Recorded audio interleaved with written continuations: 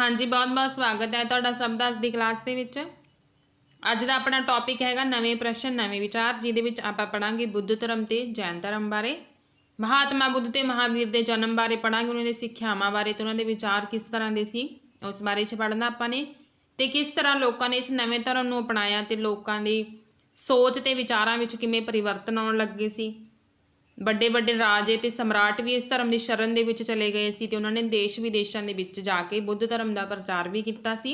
ਉਹ ਸਾਰੀਆਂ ਚੀਜ਼ਾਂ ਅੱਜ ਦੀ ਕਲਾਸ ਦੇ ਵਿੱਚ ਪੜ੍ਹਨੀਆਂ ਨੇ ਆਪਾਂ ਨੇ। ਤੇ ਇੱਕ ਚੀਜ਼ ਮੈਂ ਤੁਹਾਨੂੰ ਹੋਰ ਦੱਸਦਾ ਕਿ ਜਿਹੜਾ ਇਹ ਟਾਈਮ ਪੀਰੀਅਡ ਆ ਬੁੱਧ ਧਰਮ ਤੇ ਜੈਨ ਧਰਮ ਦਾ, ਇਹ ਸੇਮ ਉਹੀ ਟਾਈਮ ਪੀਰੀਅਡ ਆ ਮਹਾਜਨਪਦ ਵਾਲਾ, ਜਿਹੜਾ ਆਪਾਂ ਪਿਛਲੀ ਕਲਾਸ ਦੇ ਵਿੱਚ ਪੜ੍ਹਿਆ ਸੀ ਨਾ, ਮਹਾਜਨਪਦ ਕਾਲ। ਉਹੀ ਸਮਾਂ ਉਸੇ ਸਮੇਂ ਦੇ ਵਿੱਚ ਹੀ ਬੁੱਧ ਧਰਮ ਤੇ ਜੈਨ ਧਰਮ ਹੋਂਦ ਵਿੱਚ ਆਉਂਦੇ ਨੇ। ਮੈਂ ਪਿਛਲੀ ਕਲਾਸ ਦੇ ਵਿੱਚ ਤੁਹਾਨੂੰ ਦੱਸਿਆ ਵੀ ਸੀ ਕਿ ਜਿਹੜਾ ਮਗਧ ਦਾ ਰਾਜਾ ਸੀ ਬਿੰਬੀਸਾਰ, ਉਹ ਮਹਾਤਮਾ ਬੁੱਧ ਦਾ ਸਮਕਾਲੀ ਸੀ। ਠੀਕ ਹੈ ਜੀ। ਤੇ ਜਿਹੜਾ ਮਹਾਜਨਪਦ ਦਾ ਟਾਈਮ ਪੀਰੀਅਡ ਜਿਹੜਾ ਹੈਗਾ, ਇਹ ਦੋਨੋਂ ਧਰਮ ਉਸੇ ਸਮੇਂ ਦੇ ਵਿੱਚ ਹੀ ਹੋਂਦ ਵਿੱਚ ਆਉਂਦੇ ਨੇ। ਹਾਂਜੀ, ਚੈਪਟਰ ਦੀ ਸ਼ੁਰੂਆਤ ਆਪਾਂ ਕਰਾਂਗੇ ਬੁੱਧ ਧਰਮ ਤੋਂ। ਪਹਿਲਾਂ ਆਪਾਂ ਮਹਾਤਮਾ ਬੁੱਧ ਬਾਰੇ ਪੜਾਂਗੇ। 6ਵੀਂ ਸਦੀ ਈਸਵੀ ਪੂਰਵ ਵਿੱਚ ਮਹੱਤਵਪੂਰਨ ਧਾਰਮਿਕ ਅੰਦੋਲਨ ਸ਼ੁਰੂ ਹੋਏ ਸੀ। ਇਹ ਵੀ ਇੱਕ ਇੰਪੋਰਟੈਂਟ ਲਾਈਨ ਆ ਕਿ ਜਿੰਨੇ ਵੀ ਮਹੱਤਵਪੂਰਨ ਧਾਰਮਿਕ ਅੰਦੋਲਨ ਸ਼ੁਰੂ ਹੋਏ ਨੇ ਉਹ ਹੋਏ ਸੀ ਜੀ 6ਵੀਂ ਸਦੀ ਈਸਵੀ ਪੂਰਵ ਦੇ ਵਿੱਚ। ਚੀਨ ਵਿੱਚ ਇਸ ਸਮੇਂ ਇੱਕ ਮਹਾਨ ਧਾਰਮਿਕ ਚਿੰਤਨ ਕਨਫਿਊਸ਼ੀਅਸ ਨੇ ਪ੍ਰਚਾਰ ਕੀਤਾ, ਮੋਸਟ ਇੰਪੋਰਟੈਂਟ। ਤੇ ਇਸੇ ਸਮੇਂ ਹੀ ਭਾਰਤ ਵਿੱਚ ਬੁੱਧ ਧਰਮ ਦੀ ਨੀਂਹ ਰੱਖੀ ਗਈ ਸੀ। ਇੱਕ ਨਵਾਂ ਧਰਮ ਹੋਂਦ ਦੇ ਵਿੱਚ ਆਇਆ ਸੀ ਜਿਹੜਾ ਕਿ ਬਹੁਤ ਹੀ ਜ਼ਿਆਦਾ ਲੋਕਪ੍ਰਿਯ ਹੋ ਗਿਆ ਸੀ। ਲੋਕਾਂ ਨੇ ਇਸ ਨਵੇਂ ਧਰਮ ਨੂੰ ਅਪਣਾਇਆ ਤੇ ਇਸ ਧਰਮ ਨੇ ਸਮਾਜ ਦੇ ਵਿੱਚ ਬਹੁਤ ਜ਼ਿਆਦਾ ਪਰਿਵਰਤਨ ਲੈ ਆਂਦੇ। ਲੋਕਾਂ ਦੀ ਸੋਚ ਸੀ ਜਿਹੜੀ ਉਹ ਬਦਲ ਗਈ ਸੀ। ਇਹ ਧਰਮ ਸੀ ਜਿਹੜਾ ਉਹ ਇੰਨਾ ਜ਼ਿਆਦਾ ਲੋਕਪ੍ਰਿਯ ਹੋ ਗਿਆ ਸੀ ਕਿ ਰਾਜੇ ਸੀ ਜਿਹੜੇ ਵੱਡੇ ਵੱਡੇ, ਉਹ ਵੀ ਇਸ ਧਰਮ ਦੀ ਸ਼ਰਨ ਦੇ ਵਿੱਚ ਆ ਗਏ ਸੀ ਤੇ ਉਹਨਾਂ ਨੇ ਇਸ ਧਰਮ ਦਾ ਬਹੁਤ ਹੀ ਜ਼ਿਆਦਾ ਪ੍ਰਚਾਰ ਵੀ ਕੀਤਾ। ਸਿਧਾਰਥ ਬੁੱਧ ਧਰਮ ਦੇ ਸੰਸਥਾਪਕ ਸਨ, ਜਿਨ੍ਹਾਂ ਨੂੰ ਸ਼ਾਕਿਆ ਮੁਨੀ ਗੌਤਮ ਜਾਂ ਸ਼ਾਕਿਆ ਦੇ ਨਾਮ ਨਾਲ ਵੀ ਜਾਣਿਆ ਜਾਂਦਾ। ਜਨਮ ਹੋਇਆ ਸੀ ਇਹਨਾਂ ਦਾ ਤ੍ਰਿਪਿਟਕ ਅਨੁਸਾਰ ਜੇ ਆਪਾਂ ਦੇਖੀਏ ਤਾਂ ਇਹਨਾਂ ਦਾ ਜਨਮ ਮਿਤੀ ਹੈਗੀ ਆ ਜੀ 563 ਈਸਵੀ ਪੂਰਵ। ਵਿਸਾਖ ਦੀ ਪੂਰਨਮਾਸ਼ੀ ਨੂੰ ਨੇਪਾਲ ਦੀ ਤਰਾਈ ਵਿੱਚ ਲੁੰਬਨੀ ਨਾਂ ਦੇ ਪਿੰਡ ਵਿੱਚ ਮਹਾਤਮਾ ਬੁੱਧ ਦਾ ਜਨਮ ਹੋਇਆ ਸੀ, ਜਿਹੜੇ ਇੱਕ ਅਧਿਆਤਮਕ ਸ਼ਖਸੀਅਤ ਦੇ ਮਾਲਿਕ ਨੇ ਕਿ ਉਹਨਾਂ ਦੇ ਵਿਚਾਰ ਨੇ ਜਿਹੜੇ ਉਹ ਇੰਨੇ ਉੱਚ ਕੋਟੀ ਦੇ ਨੇ ਤੇ ਉਹਨਾਂ ਦੀਆਂ ਸਿੱਖਿਆਵਾਂ ਇੰਨੀਆਂ ਜ਼ਿਆਦਾ ਅਰਥ ਭਰਪੂਰ ਨੇ ਜਿਹੜੀਆਂ ਕਿ ਇਨਸਾਨ ਨੂੰ ਸੋਚਣ ਲਈ ਮਜਬੂਰ ਕਰ ਦਿੰਦੀਆਂ ਨੇ, ਕਿਉਂਕਿ ਇੰਨੇ ਡੂੰਘੇ ਅਰਥ ਨਿਕਲਦੇ ਨੇ ਉਹਨਾਂ ਚੀਜ਼ਾਂ ਦੇ, ਉਹਨਾਂ ਗੱਲਾਂ ਦੇ, ਕਿ ਉਹ ਆਪਣੀ ਸੋਚ ਨੂੰ ਵੀ ਬਦਲ ਕੇ ਰੱਖ ਦਿੰਦੀਆਂ ਨੇ। ਪਿਤਾ ਦਾ ਨਾਮ ਹੈਗਾ ਸੀ ਸ਼ੁਤੋਦਨ ਅਤੇ ਮਾਤਾ ਹੈਗੇ ਸੀ ਇਹਨਾਂ ਦੇ ਮਹਾਮਾਇਆ। ਪਤਨੀ ਦਾ ਨਾਮ ਯਸ਼ੋਧਰਾ ਸੀ ਤੇ ਇਹਨਾਂ ਦੇ ਪੁੱਤਰ ਦਾ ਨਾਮ ਹੈਗਾ ਸੀ ਰਾਹੁਲ, ਜਿਹਦਾ ਮਤਲਬ ਹੁੰਦਾ ਬੰਧਨ, ਕਿਉਂਕਿ ਮਹਾਤਮਾ ਬੁੱਧ ਆਪਣੇ ਲਈ ਇੱਕ ਬੰਧਨ ਸਮਝਦੇ ਸੀ ਰਿਸ਼ਤਿਆਂ ਨੂੰ। ਉਹ ਦੁਨੀਆਦਾਰੀ ਦੇ ਵਿੱਚ ਕਦੇ ਫਸੇ ਹੀ ਨਹੀਂ, ਕਿਉਂਕਿ ਉਹ ਦੁਨੀਆਦਾਰੀ ਤੋਂ ਬਹੁਤ ਹੀ ਜ਼ਿਆਦਾ ਉੱਪਰ ਉੱਠੇ ਹੋਏ ਸੀ ਤੇ ਜਿਹੜੇ ਰਿਸ਼ਤੇ ਨਾਤੇ ਸੀ ਉਹ ਸਮਝਦੇ ਸੀ ਕਿ ਇਹ ਸਾਰੇ ਮੇਰੇ ਲਈ ਬੰਧਨ ਨੇ, ਇਹਨਾਂ ਰਿਸ਼ਤਿਆਂ ਨੇ ਹੀ ਮੈਨੂੰ ਬੰਨ੍ਹ ਕੇ ਰੱਖਿਆ ਹੋਇਆ। ਤੇ ਜਦੋਂ ਉਹਨਾਂ ਦੇ ਘਰ ਇੱਕ ਪੁੱਤਰ ਦਾ ਜਨਮ ਹੋਇਆ, ਉਹਦਾ ਨਾਮ ਵੀ ਉਹਨਾਂ ਨੇ ਰਾਹੁਲ ਰੱਖਿਆ ਤੇ ਉਹ ਕਹਿੰਦੇ ਸੀ ਕਿ ਇਹ ਵੀ ਮੇਰੇ ਲਈ ਇੱਕ ਬੰਧਨ ਹੀ ਆ। ਮਹਾਤਮਾ ਬੁੱਧ ਦੇ ਗੁਰੂ ਦਾ ਨਾਮ ਹੈਗਾ ਅਲਾਰ ਕਲਾਮ, ਘੋੜੇ ਦਾ ਨਾਮ ਹੈਗਾ ਕੰਥਕ ਤੇ ਸਾਰਥੀ ਦਾ ਨਾਮ ਹੈਗਾ ਚੰਨਾ। ਗੌਤਮ ਬੁੱਧ ਇੱਕ ਰਾਜਕੁਮਾਰ ਸੀਗੇ, ਪਰ ਫਿਰ ਵੀ ਰਾਜਕੁਮਾਰਾਂ ਵਾਲਾ ਜਿਹੜਾ ਜੀਵਨ ਸੀ ਉਹ ਉਹਨਾਂ ਨੂੰ ਪਸੰਦ ਨਹੀਂ ਸੀ। ਉਹ ਬਚਪਨ ਤੋਂ ਹੀ ਇਕਾਂਤ ਦੇ ਵਿੱਚ ਇਕਾਗਰਚਿਤ ਹੋ ਕੇ ਬੈਠੇ ਰਹਿੰਦੇ ਸੀ ਸਮਾਧੀ ਦੇ ਵਿੱਚ, ਕਿਉਂਕਿ ਸ਼ੁਰੂ ਤੋਂ ਹੀ ਉਹਨਾਂ ਨੂੰ ਸਾਦਗੀ ਭਰਿਆ ਜੀਵਨ ਜਿਉਣਾ ਚੰਗਾ ਲੱਗਦਾ ਸੀ। ਇੱਕ ਰਾਜਵੰਸ਼ ਵੀ ਉਹਨਾਂ ਦੇ ਮਨ ਦੇ ਵਿੱਚ ਲਾਲਚ ਨਹੀਂ ਭਰ ਸਕਿਆ ਤੇ ਇਸ ਤਰ੍ਹਾਂ ਦੀ ਕੁਝ ਸ਼ਖਸੀਅਤ ਸੀ ਮਹਾਤਮਾ ਬੁੱਧ ਦੀ। ਜਦੋਂ ਉਹਨਾਂ ਨੇ ਘਰ ਤਿਆਗਿਆ ਸੀ ਤਾਂ ਉਹਨਾਂ ਨੇ ਆਪਣੇ ਵਾਲ ਸੀ ਜਿਹੜੇ ਉਹ ਕਟਵਾ ਲਏ ਸੀ ਤੇ ਰਾਜਕੁਮਾਰਾਂ ਵਾਲਾ ਪਹਿਰਾਵਾ ਉਹਨਾਂ ਨੇ ਹਮੇਸ਼ਾ ਲਈ ਤਿਆਗ ਦਿੱਤਾ ਸੀ ਤੇ ਘਰ ਛੱਡ ਕੇ ਚਲੇ ਗਏ ਸੀ। ਉਹ ਆਪਾਂ ਪੜਾਂਗੇ ਅੱਗੇ ਉਹਨਾਂ ਦੇ ਘਰ ਤਿਆਗਣ ਦੀ ਜਿਹੜੀ ਘਟਨਾ। ਤੇ ਇਸ ਤਰ੍ਹਾਂ ਦੀ ਕੁਝ ਸ਼ਖਸੀਅਤ ਸੀਗੀ ਮਹਾਤਮਾ ਬੁੱਧ ਦੀ ਕਿ ਆਪਾਂ ਉਹਨਾਂ ਦੀ ਸ਼ਖਸੀਅਤ ਨੂੰ ਸ਼ਬਦਾਂ ਦੇ ਵਿੱਚ ਬਿਆਨ ਨਹੀਂ ਕਰ ਸਕਦੇ, ਇੰਨੇ ਉੱਚ ਕੋਟੀ ਦੇ ਵਿਚਾਰ ਸੀ ਉਹਨਾਂ ਦੇ। ਤੇ ਅੱਗੇ ਆਪਾਂ ਪੜ੍ਹ ਲੈਂਦੇ ਇਹਨਾਂ ਦੇ ਜੀਵਨ ਬਾਰੇ। ਬੁੱਧ ਦਾ ਪਾਲਣ ਪੋਸ਼ਣ ਉਹਨਾਂ ਦੀ ਮਾਸੀ ਪ੍ਰਜਾਪਤੀ ਗੌਤਮੀ ਦੁਆਰਾ ਕੀਤਾ ਗਿਆ ਸੀ, ਕਿਉਂਕਿ ਜਦੋਂ ਬੁੱਧ ਕੁਛ ਦਿਨਾਂ ਦੇ ਹੀ ਸੀਗੇ ਗੌਤਮ, ਉਹਨਾਂ ਦੀ ਜਿਹੜੀ ਮਾਤਾ ਸੀ ਉਹਨਾਂ ਦਾ ਦੇਹਾਂਤ ਹੋ ਗਿਆ ਸੀ ਤੇ ਬਾਅਦ ਵਿੱਚ ਇਹਨਾਂ ਦੀ ਮਾਸੀ ਸੀ ਜਿਹੜੀ ਪ੍ਰਜਾਪਤੀ ਗੌਤਮੀ, ਉਹਨਾਂ ਦੁਆਰਾ ਬੁੱਧ ਦਾ ਪਾਲਣ ਪੋਸ਼ਣ ਕੀਤਾ ਗਿਆ ਸੀ। ਮਹਾਤਮਾ ਬੁੱਧ ਕਸ਼ਤਰੀ ਸਨ ਅਤੇ ਸ਼ਕ ਨਾਂ ਦੇ ਇੱਕ ਛੋਟੇ ਜਿਹੇ ਗਣ ਛੋਟਾ ਜਿਹਾ ਰਾਜਵੰਸ਼ ਸੀ, ਜਿਵੇਂ ਉਹ ਵੀ ਆਪਾਂ ਨੇ ਪਿਛਲੀ ਕਲਾਸ ਦੇ ਵਿੱਚ ਪੜ੍ਹਿਆ ਸੀ ਕਿ ਗਣ ਤੇ ਸੰਘ ਹੁੰਦੇ ਸੀ ਜਿਹੜੇ ਛੋਟੇ ਛੋਟੇ ਕਬੀਲੇ ਜਾਂ ਰਾਜਵੰਸ਼ ਕਹਿ ਸਕਦੇ ਹਾਂ ਆਪਾਂ। ਤੇ ਸ਼ੱਕ ਨਾਂ ਦੇ ਇੱਕ ਗਣ ਨਾਲ ਸੰਬੰਧ ਰੱਖਦੇ ਸੀਗੇ ਤੇ ਇਹਨਾਂ ਦੀ ਰਾਜਧਾਨੀ ਹੈਗੀ ਸੀ ਕਪਿਲਵਸਤੂ। ਇਸ ਸਮੇਂ ਲੋਕਾਂ ਦੇ ਜੀਵਨ ਵਿੱਚ ਤੇਜ਼ੀ ਨਾਲ ਪਰਿਵਰਤਨ ਹੋ ਰਹੇ ਸੀ। ਸਮੇਂ ਦੇ ਨਾਲ ਚੀਜ਼ਾਂ ਨੇ ਜਿਹੜੀਆਂ ਬਦਲਦੀਆਂ ਜਾਂਦੀਆਂ ਨੇ, ਲੋਕਾਂ ਦਾ ਜੀਵਨ ਬਦਲਦਾ ਜਾਂਦਾ ਹਨਾ। ਜਿਵੇਂ ਜਿਹੜੀ ਚੀਜ਼ਾਂ ਅੱਜ ਚੱਲ ਰਹੀਆਂ ਨੇਗੀਆਂ ਉਹ ਕੱਲ੍ਹ ਨੂੰ ਨਹੀਂ ਹੋਣੀਆਂ, ਕੁਝ ਸਾਲਾਂ ਬਾਅਦ ਇਹਨਾਂ ਦੇ ਵਿੱਚ ਵੀ ਪਰਿਵਰਤਨ ਆ ਜਾਊਗਾ। ਇਸ ਤਰ੍ਹਾਂ ਕੀ ਆ, ਜਿਵੇਂ ਜਿਵੇਂ ਸਮਾਂ ਬੀਤ ਰਿਹਾ ਲੋਕਾਂ ਦੇ ਜੀਵਨ ਵਿੱਚ ਤੇ ਵਿਚਾਰਾਂ ਵਿੱਚ ਹਮੇਸ਼ਾ ਪਰਿਵਰਤਨ ਆਉਂਦੇ ਰਹਿੰਦੇ ਨੇ। ਮਹਾਜਨਪਦਾਂ ਦੇ ਰਾਜਾ ਬਹੁਤ ਸ਼ਕਤੀਸ਼ਾਲੀ ਹੋ ਰਹੇ ਸੀਗੇ ਤੇ ਹਜ਼ਾਰਾਂ ਸਾਲਾਂ ਬਾਅਦ ਦੁਬਾਰਾ ਨਗਰ ਉੱਭਰ ਰਹੇ ਸੀ। ਜਿਵੇਂ ਕਿ ਮੈਂ ਤੁਹਾਨੂੰ ਪਹਿਲਾਂ ਹੀ ਦੱਸ ਚੁੱਕੀ ਹਾਂ ਕਲਾਸ ਦੇ ਸ਼ੁਰੂ ਵਿੱਚ, ਮਹਾਜਨਪਦ ਵਾਲਾ ਸਮਾਂ ਹੀ ਆ ਇਹ ਜਦੋਂ ਬੁੱਧ ਧਰਮ ਤੇ ਜੈਨ ਧਰਮ ਹੋਂਦ ਵਿੱਚ ਆਉਂਦੇ ਨੇ। ਤੇ ਇਹ ਵੀ ਮੈਂ ਤੁਹਾਨੂੰ ਦੱਸਿਆ ਸੀ ਕਿ ਜਿਹੜਾ ਮਹਾਜਨਪਦ ਵਾਲਾ ਉਹ ਦੂਜਾ ਨਗਰੀਕਰਨ ਕਾਲ ਕਿਹਾ ਜਾਂਦਾ। ਪਹਿਲਾ ਨਗਰੀਕਰਨ ਕਾਲ ਹੋਇਆ ਸੀ, ਨਗਰਾਂ ਦੀ ਸ਼ੁਰੂਆਤ ਹੋਈ ਸੀ ਸਿੰਧ ਘਾਟੀ ਸੱਭਿਅਤਾ ਤੋਂ। ਤੇ ਜਦੋਂ ਸਿੰਧ ਘਾਟੀ ਸੱਭਿਅਤਾ ਜਿਹੜੀ ਉਹ ਪੂਰੀ ਤਰ੍ਹਾਂ ਖਤਮ ਹੋ ਗਈ ਸੀ, ਉਸ ਤੋਂ ਕਿੰਨੇ ਸਾਲਾਂ ਬਾਅਦ ਫਿਰ ਜਦੋਂ ਮਹਾਜਨਪਦ ਵਾਲਾ ਟਾਈਮ ਪੀਰੀਅਡ ਆਉਂਦਾ, ਉਸ ਸਮੇਂ ਦੁਬਾਰਾ ਨਗਰ ਜਿਹੜੇ ਉਹ ਉੱਭਰਨ ਲੱਗਦੇ ਨੇ। ਤੇ ਪਿੰਡਾਂ ਦੇ ਜੀਵਨ ਵਿੱਚ ਵੀ ਇਸ ਸਮੇਂ ਪਰਿਵਰਤਨ ਆ ਰਿਹਾ ਸੀ। ਬਹੁਤ ਸਾਰੇ ਵਿਚਾਰਕ ਇਹਨਾਂ ਪਰਿਵਰਤਨਾਂ ਨੂੰ ਸਮਝਣ ਦਾ ਯਤਨ ਕਰ ਰਹੇ ਸੀ ਅਤੇ ਜੀਵਨ ਦੇ ਸੱਚੇ ਅਰਥਾਂ ਨੂੰ ਵੀ ਜਾਣਨਾ ਚਾਹੁੰਦੇ ਸੀ ਕਿ ਸਮਾਜ ਦੇ ਵਿੱਚ ਜਿਹੜੀਆਂ ਵੀ ਘਟਨਾਵਾਂ ਵਾਪਰਦੀਆਂ ਨੇ ਉਹ ਕਿਉਂ ਵਾਪਰਦੀਆਂ ਨੇ, ਇਹਨਾਂ ਦਾ ਕੀ ਕਾਰਨ ਆ। ਕੁਝ ਲੋਕ ਇਹਨਾਂ ਚੀਜ਼ਾਂ ਨੂੰ ਡੂੰਘਾਈ ਨਾਲ ਸੋਚਦੇ ਨੇ ਤੇ ਉਹ ਜੀਵਨ ਦੇ ਸੱਚੇ ਅਰਥਾਂ ਨੂੰ ਵੀ ਜਾਣਨਾ ਚਾਹੁੰਦੇ ਸੀ ਕਿ ਜ਼ਿੰਦਗੀ ਦਾ ਅਸਲ 'ਚ ਕੀ ਮਤਲਬ ਆ, ਕੀ ਅਰਥ ਆ ਇਸ ਚੀਜ਼ ਦਾ। ਜੇ ਗੌਤਮ ਦੀ ਗੱਲ ਕਰੀਏ ਤਾਂ ਗੌਤਮ ਸ਼ੁਰੂ ਤੋਂ ਹੀ ਭਾਵੁਕ ਅਤੇ ਮੌਨ ਰਹਿਣ ਵਾਲੇ ਵਿਅਕਤੀ ਸੀ। ਜ਼ਿਆਦਾ ਨਹੀਂ ਬੋਲਦੇ ਸੀ ਗੌਤਮ, ਮੌਨ ਰਹਿੰਦੇ ਸੀ, ਚੁੱਪ ਰਹਿੰਦੇ ਸੀ ਉਹ ਜ਼ਿਆਦਾ। ਇੱਕ ਵਾਰ ਉਹਨਾਂ ਨੇ 4 ਦ੍ਰਿਸ਼ ਦੇਖੇ, ਇੱਕ ਬਿਮਾਰ ਆਦਮੀ, ਇੱਕ ਬੁੱਢਾ ਆਦਮੀ, ਇੱਕ ਮੁਰਦਾ ਤੇ ਇੱਕ ਸਾਧੂ। ਇਹਨਾਂ ਦ੍ਰਿਸ਼ਾਂ ਨੂੰ ਦੇਖ ਕੇ ਗੌਤਮ ਦਾ ਮਨ ਸੀ ਜਿਹੜਾ ਉਹ ਅਸ਼ਾਂਤ ਹੋ ਗਿਆ ਸੀ। ਸੰਸਾਰ ਵਿੱਚ ਇੰਨੇ ਦੁੱਖ ਦੇਖ ਕੇ ਉਹਨਾਂ ਦਾ ਮਨ ਸੀ ਜਿਹੜਾ ਉਹ ਪੂਰੀ ਤਰ੍ਹਾਂ ਅਸ਼ਾਂਤ ਹੋ ਗਿਆ ਸੀ। 29 ਸਾਲ ਦੀ ਉਮਰ ਵਿੱਚ ਜੀਵਨ ਦੇ ਸੱਚੇ ਆਨੰਦ ਦੀ ਖੋਜ ਕਰਨ ਲਈ ਉਹਨਾਂ ਨੇ ਘਰ ਦੇ ਸੁੱਖਾਂ ਦਾ ਤਿਆਗ ਕਰ ਦਿੱਤਾ ਸੀ। ਗਿਆਨ ਦੀ ਖੋਜ ਕਰਨ ਲਈ ਉਹ ਘਰ ਛੱਡ ਕੇ ਚਲੇ ਗਏ ਸੀ। ਉਹਨਾਂ ਨੇ ਦੁਨੀਆਦਾਰੀ ਤੇ ਰਿਸ਼ਤੇ ਨਾਤਿਆਂ ਤੋਂ ਆਪਣੇ ਆਪ ਨੂੰ ਮੁਕਤ ਕਰ ਲਿਆ ਸੀ। ਘਰ ਤਿਆਗਣ ਦੀ ਘਟਨਾ ਨੂੰ ਮਹਾਭਿਨਿਸ਼ਕਰਮਾਣਾ ਕਿਹਾ ਜਾਂਦਾ। ਕਈ ਸਾਲਾਂ ਤੱਕ ਉਹ ਯਾਤਰਾ ਕਰਦੇ ਰਹੇ ਅਤੇ ਬਹੁਤ ਸਾਰੇ ਵਿਚਾਰਕਾਂ ਨੂੰ ਮਿਲੇ ਸੀ। ਇਸ ਤੋਂ ਬਾਅਦ ਉਹਨਾਂ ਨੇ ਬੋਧ ਗਇਆ ਵਿੱਚ ਪਿੱਪਲ ਦੇ ਦਰਖਤ ਦੇ ਨੀਚੇ ਕਈ ਦਿਨਾਂ ਤੱਕ ਤਪੱਸਿਆ ਕੀਤੀ ਤੇ ਇੱਥੇ ਉਹਨਾਂ ਨੂੰ ਗਿਆਨ ਦੀ ਪ੍ਰਾਪਤੀ ਹੋਈ ਸੀ। ਮੋਸਟ ਇੰਪੋਰਟੈਂਟ ਕੁਐਸਚਨ ਆ ਕਿ ਬੋਧ ਗਇਆ ਵਿੱਚ ਪਿੱਪਲ ਦੇ ਦਰਖਤ ਦੇ ਨੀਚੇ ਮਹਾਤਮਾ ਬੁੱਧ ਨੂੰ ਗਿਆਨ ਦੀ ਪ੍ਰਾਪਤੀ ਹੋਈ ਸੀ। ਤੇ ਇਹ ਵੀ ਕਿਹਾ ਜਾਂਦਾ ਕਿ ਜਦੋਂ ਉਹ ਤਪੱਸਿਆ ਕਰ ਰਹੇ ਸੀ ਤਾਂ ਉਹ ਨੀਲਾਂਜਨਾ ਨਦੀ ਦੇ ਕੰਢੇ ਤੇ ਬੈਠੇ ਸੀ। ਇਹ ਚੀਜ਼ ਸੁਣਨ ਨੂੰ ਵੀ ਮਿਲਦੀ ਆ।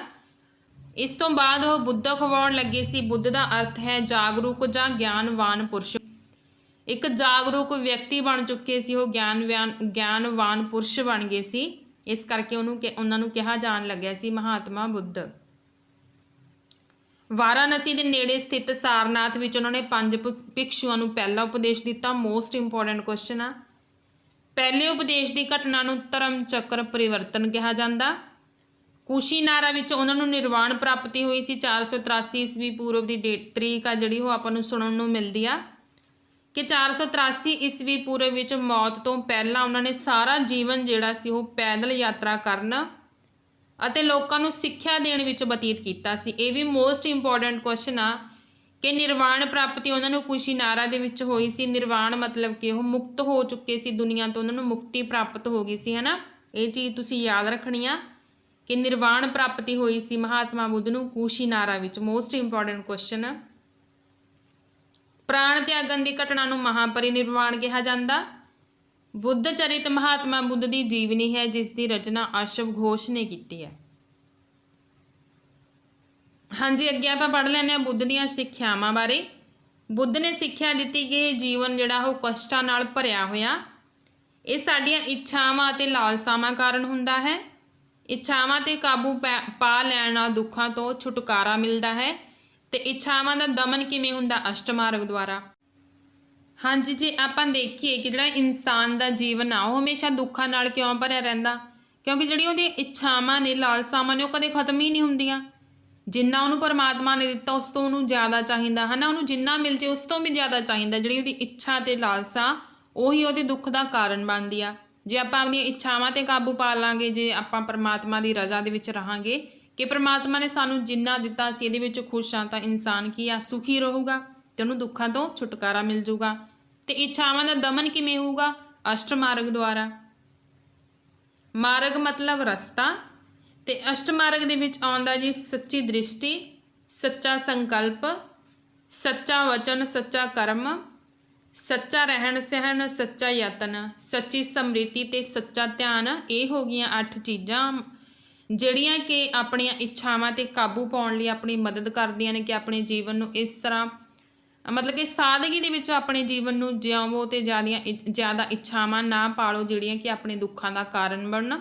ਹਮੇਸ਼ਾ ਆਪਣੀ ਇੱਛਾ ਤੇ ਕਾਬੂ ਪਾ ਕੇ ਰੱਖੋ ਤਾਂ ਕਿ ਆਪਾਂ ਆਪਣੀ ਜ਼ਿੰਦਗੀ ਦੇ ਵਿੱਚ ਖੁਸ਼ ਰਹੀਏ। ਇਸ ਸਦਾਚਾਰ ਦੇ ਮਾਰਗ ਤੇ ਚੱਲ ਕੇ ਦੁੱਖਾਂ ਤੋਂ ਛੁਟਕਾਰਾ ਪਾਇਆ ਜਾ ਸਕਦਾ ਤੇ ਨਿਰਵਾਣ ਪ੍ਰਾਪਤ ਕੀਤਾ ਜਾ ਸਕਦਾ। ਨਿਰਵਾਣ ਮਤਲਬ ਮੁਕਤੀ ਮਿਲ ਜਾਂਦੀ ਹੈ ਨਾ। ਇਨਸਾਨ ਜਿਹੜਾ ਉਹ ਜਨਮ ਮਰਨ ਦੇ ਚੱਕਰ ਤੋਂ ਮੁਕਤ ਹੋ ਜਾਂਦਾ, ਮਤਲਬ ਨਿਰਵਾਣ ਮਿਲ ਜਾਂਦਾ ਉਹਨੂੰ।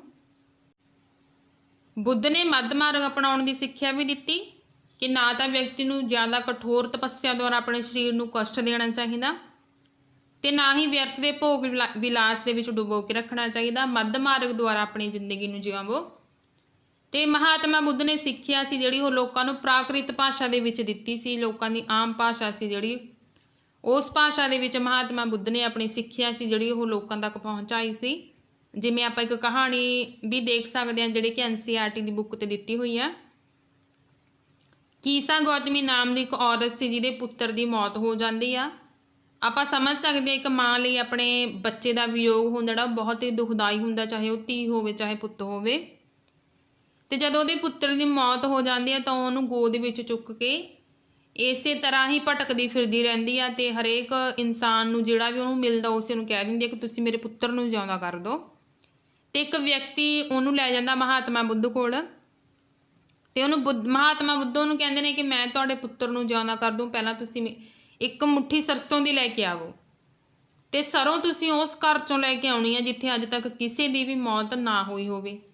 ਉਹ ਔਰਤ ਆ ਜਿਹੜੀ ਉਹ ਬਹੁਤ ਹੀ ਜ਼ਿਆਦਾ ਖੁਸ਼ ਹੁੰਦੀ ਹੈ ਤੇ ਚੱਲ ਜਾਂਦੀ ਹੈ ਪਿੰਡ ਦੇ ਵਿੱਚ, ਕਦੇ ਕਿਸੇ ਘਰ 'ਚ ਜਾਂਦੀ ਹੈ ਕਦੇ ਕਿਸੇ ਘਰ 'ਚ ਜਾਂਦੀ ਆ। ਇਹ ਤਾਂ ਅਸੰਭਵ ਆ ਵੀ ਅੱਜ ਤੱਕ ਕਿਸੇ ਦੀ ਮੌਤ ਹੀ ਨਾ ਹੋਈ ਹੋਵੇ, ਹੈ ਨਾ। ਤੇ ਮਤਲਬ ਕਿਸੇ ਨਾ ਕਿਸੇ ਸਕੇ ਸੰਬੰਧੀ ਦੀ ਤਾਂ ਮੌਤ ਹੋਈ ਹੋਊਗੀ ਕਿਸੇ ਘਰ ਦੇ ਵਿੱਚ।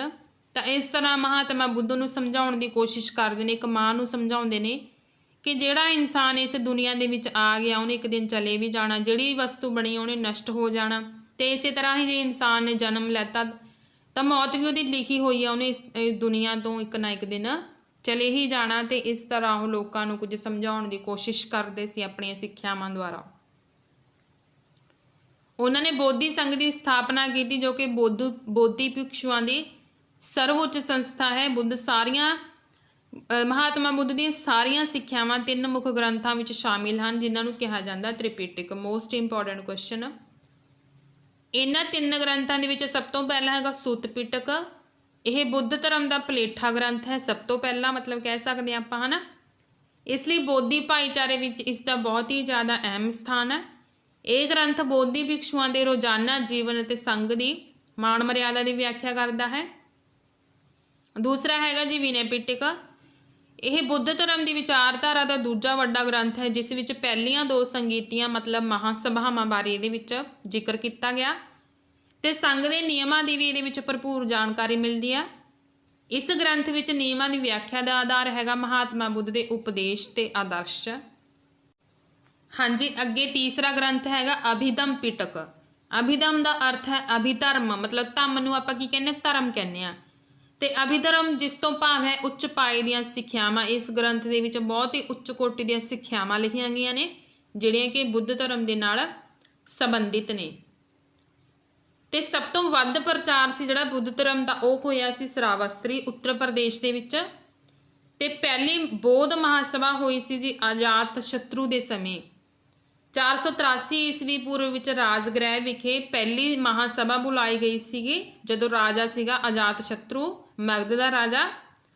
ਤੇ ਇਹਦਾ ਪ੍ਰਧਾਨ ਹੈਗਾ ਸੀ ਮਹਾਕਸ਼ਪ। ਪਹਿਲੀ ਜਿਹੜੀ ਬੌਧ ਮਹਾਸਭਾ ਹੋਈ ਸੀ ਉਹਦਾ ਪ੍ਰਧਾਨ ਸੀ ਮਹਾਕਸ਼ਪ।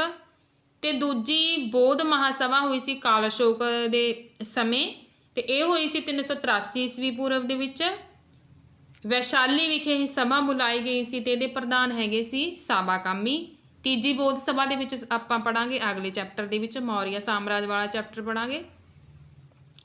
ਤੇ ਇਹ 2 ਮਹੱਤਵਪੂਰਨ ਕੁਐਸਚਨ ਬਣਦੇ ਨੇ ਮਹਾਸਭਾ ਨੂੰ ਲੈ ਕੇ, ਜਿਹੜੇ ਕਿ ਬੁੱਧ ਧਰਮ ਦੇ ਨਾਲ ਸੰਬੰਧਿਤ ਨੇ।